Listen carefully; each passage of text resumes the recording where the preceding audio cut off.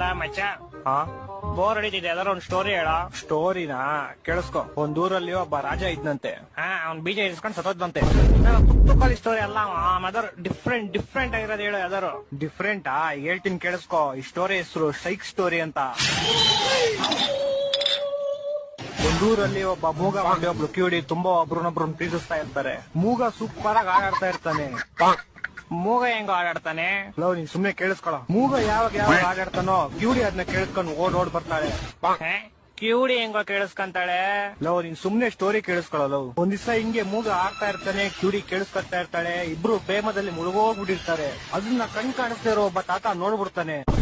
ನೋಡಿ ಓಡೋಗಿ ಹುಡುಗಿಯವರ ಅಪ್ಪಂಗ್ ವಿಷಯ ಹೇಳ್ತಾನೆ. ಪಾಪ ಆಕ್ಸಿಡೆಂಟ್ ಇಂದ 2 ಕಾಲು ಕಳ್ಕೊಂಡಿರೋ ಹುಡುಗಿಯವರಪ್ಪ ವೀಲ್ ಚೇರ್ ಇಂದ ಎದ್ದು ಸೈಕಲ್ ತಗೊಂಡು ಗಾಡಿ ಕಿಕ್ ಹೊಡೆದು ಕುದುರೆ ಮೇಲೆ ಟುಡುಕ್ ಟುಡುಕ್ ಟುಡುಕ್ ಅಂತ ಅವ್ರಿರೋ ಪ್ಲೇಸ್ ಬರ್ತಾನೆ. ಅವ್ರಿಬ್ರು ಒಟ್ಟಿಗೆ ಇರೋದ್ ನೋಡಿ ಕೋಪದಿಂದ ಚಾಕು ತೆಗೆದು ಡಿಶ್ನಾ ಅಂತ ಶೂಟ್ ಮಾಡ್ತಾನೆ. ಆಗ ಬಿಲ್ಲು ಬಾಣ ಹೋಗ್ಬಿಟ್ಟು ಹುಡುಗನ್ ಎದೆಗ್ ಬಿದ್ಬಿಡುತ್ತೆ. ಹುಡುಗಿ ಸತ್ತೋಯ್ತಾಳೆ. ಸ್ವಲ್ಪ ಕರುಣೆ ಇರ್ಲಿ. ಇದೆ ಕೈ ಮುಗಿದು ಬೇಡ್ತೀನಿ, ಕರುಣೆ ಇರ್ಲಿ.